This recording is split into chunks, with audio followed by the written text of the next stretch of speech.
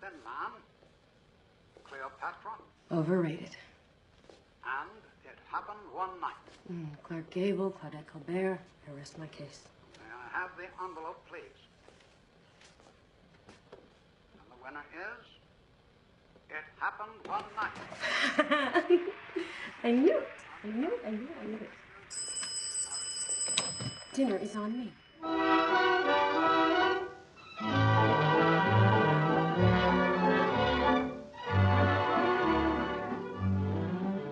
Au début de l'année 1936, quand il entreprend le tournage de L'extravagant Mr. Deeds, avec Gary Cooper dans le rôle principal, le réalisateur Frank Capra est devenu depuis peu à Hollywood le roi du pétrole.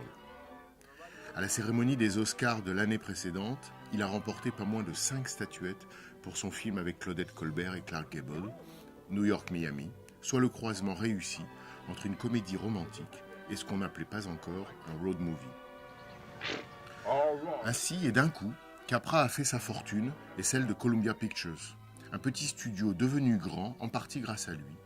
Ce studio où il est sous contrat depuis 1928, où il va rester jusqu'en 1940 pour tourner quelques 25 films en 12 ans. Le succès de New York-Miami a d'ailleurs été tel pour Frank Capra, pour cet Italien pauvre né de parents immigrés au début du siècle, qu'il a provoqué en lui dans un premier temps une sorte de dépression. Un état dépressif que le cinéaste a analysé, après coup, comme le désespoir d'avoir atteint ses buts et sa peur de la suite. Oui, le succès peut être une catastrophe. Pour l'extravagant Mr. Deeds, en tout cas, que Capra a défini dans ses mémoires comme le premier d'une série de films sociaux, il a pour ainsi dire carte blanche. Le film, très New Deal dans son esprit, sort en avril 1936, vers la fin du premier mandat du président Roosevelt, un président réélu en novembre de cette même année 1936. 1936, c'est aussi l'année où est sorti, depuis février, le film de Chaplin, Les temps modernes, un film rendu célèbre, entre autres, par sa représentation des cadences infernales. C'est bien sûr l'inoubliable gag tragique de Charlot travaillant à la chaîne et vissant de plus en plus de boulons, les uns à la suite des autres, pour ne pas perdre le rythme et risquer de finir avalé par la machine. Et à propos de rythme et de cadence infernale, il faut voir et entendre les toutes premières minutes de l'extravagant Mr. Deeds. Comme la voiture au premier plan du film, ce début file à 100 à l'heure, en accéléré même. Et d'emblée, cette voiture lancée à toute allure, cette voiture folle, ressemble autant à une promesse pour le spectateur, celle d'un film trépidant, qu'à un avertissement. Attention danger, l'Amérique de 1936, comme cette voiture, n'est pas à l'abri d'une sortie de route, et même, si l'on ose dire, d'une banqueroute en ces années de dépression. D'emblée, le film semble emporté par plusieurs vitesses. Une vitesse dans les plans, des plans qui s'affolent, et des plans de machines en action. La voiture pied au plancher, le tourbillon des rotatives, qui expulse des journaux qu'on s'arrache, le téléphone qu'on décroche et raccroche, et bientôt, il y aura un train qu'on ne verra pas, dont on ne verra pas non plus le déplacement, mais à la place, le son du sifflet quand il repart déjà hors champ. Et encore, dans ce début, des surimpressions, des plans et des cadrages compacts, des raccords dans l'axe, comme s'ils étaient produits par une caméra à air comprimé. Il y a ainsi une vitesse des plans entre eux. Précipitation des raccords, tel celui-ci, où le son et l'image se chevauchent et sont à la course.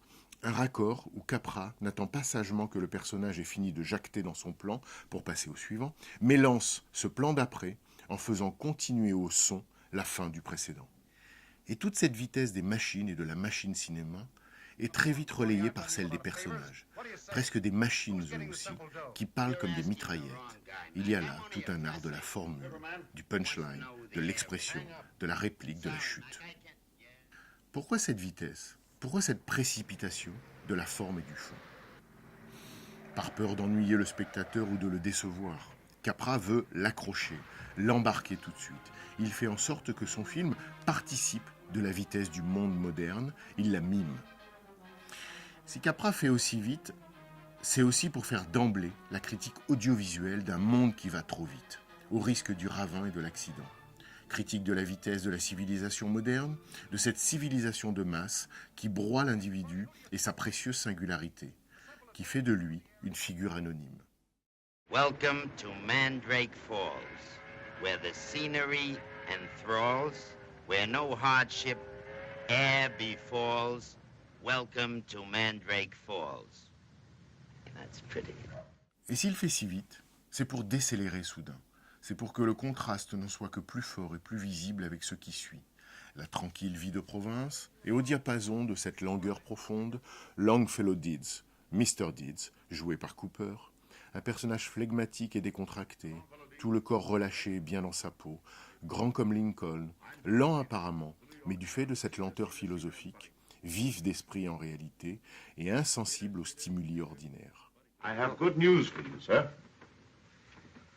Mr. Semple left a large fortune when he died. He left it all to you, Mr. Deeds. Deducting the taxes, it amounts to something in the neighborhood of $20 million. How about lunch? Are the gentlemen going to stay or not? Of course they're going to stay. She's got some fresh orange layer cake, you know, with the thick stuff on the top. Sure, they don't want to go to the hotel. Deeds est intelligent parce qu'il a l'air naïf et qu'il est lent. Il est intelligent parce qu'il est le dernier des innocents. Joueur et enfantin, il incarne l'homme tranquille, l'honnêteté et le sens commun. Le sens commun, voilà une expression qu'il emploie lui-même à plusieurs reprises et qui fait écho, pour les Américains, au titre du célèbre pamphlet révolutionnaire de Thomas Paine, publié en 1776. He is pixelated, disent de lui deux vieilles filles, elles-mêmes un peu piquées. On pourrait traduire pixelated par « il a un grain ».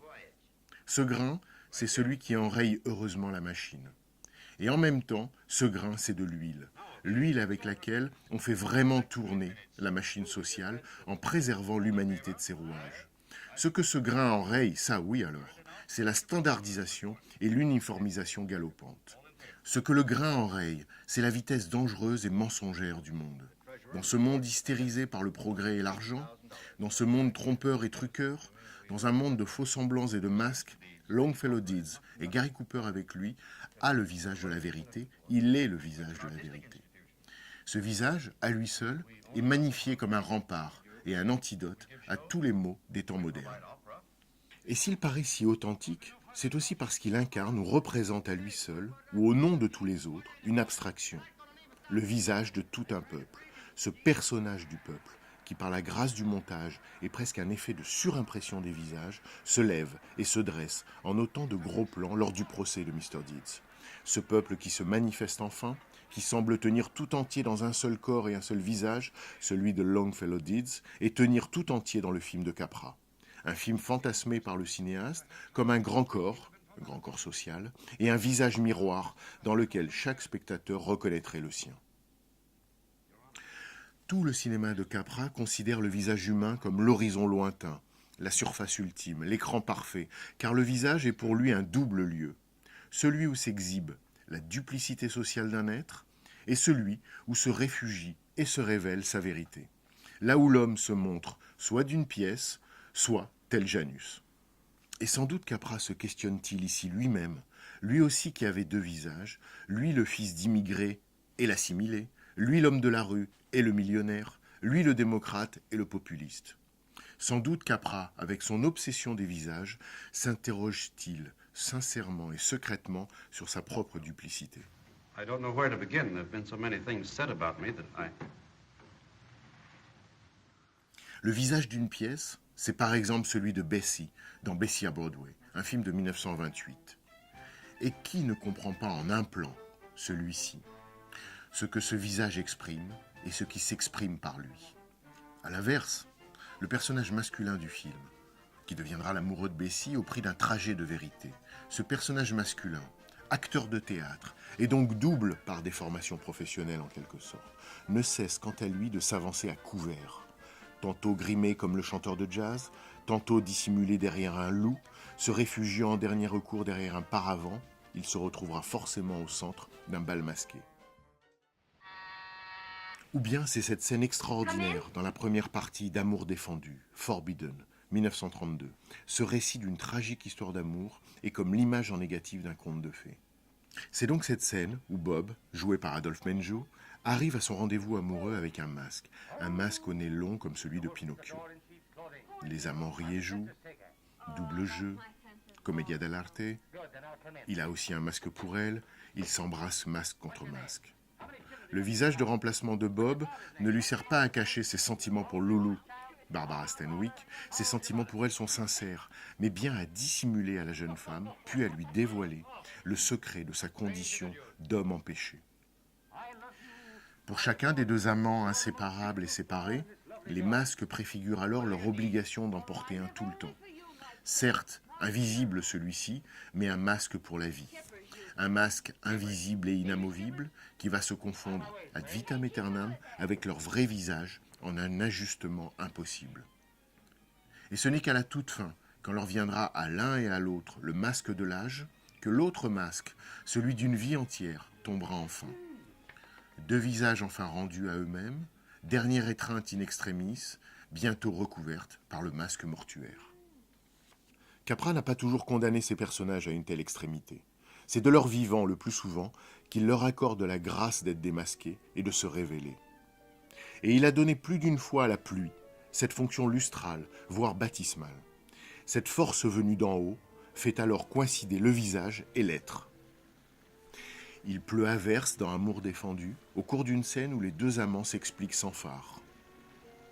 Il pleut, sur Claudette Colbert dans New York, Miami, d'une pluie qui fait revenir sur terre cet enfant gâté et lui ouvre peu à peu les yeux. Il pleut dans Bessie à Broadway d'une façon qui littéralement démaquille le comédien pour faire apparaître l'homme sous le masque et le rendre à lui-même. Car le masque, le maquillage, artifice de séduction et de dissimulation, ont logiquement paru toujours suspects à Capra. En cela, il raccorde avec l'ouvrage du théologien Tertullien, intitulé « Traité sur l'ornement des femmes, les spectacles, les baptêmes et la patience », et qui écrivait 200 ans après Jésus-Christ. Pensez-vous encore que l'usage des masques soit approuvé de Dieu ? Je vous le demande. S'il interdit toutes sortes de simulacres, combien plus interdira-t-il qu'on défigure son image ? Non, non, l'auteur de la vérité ne saurait approuver rien de faux. Il regarde comme une espèce d'adultère tout ce qu'on réforme dans son ouvrage. C'en est même à se demander si Capra n'a pas tant tardé à abandonner le noir et blanc par méfiance à l'égard des couleurs qui rehausseraient les carnations et défigureraient en quelque sorte ces images de visage. Mr. Deeds, lui, aime la pluie, comme un enfant aime la pluie ou comme Saint François. Et pourquoi ne l'aimerait-il pas, lui qui ne porte jamais d'autre masque que son visage? À la différence de tous, Longfellow Deeds a seulement un visage. Un visage vierge, à nu aussi, sans protection ni défense, au risque donc de son exposition. C'est alors ce plan où Cooper donne son visage à Deeds pour exprimer une douleur muette et maximale, reçue sans filtre, une déception si vive qu'elle se lit comme un livre ouvert.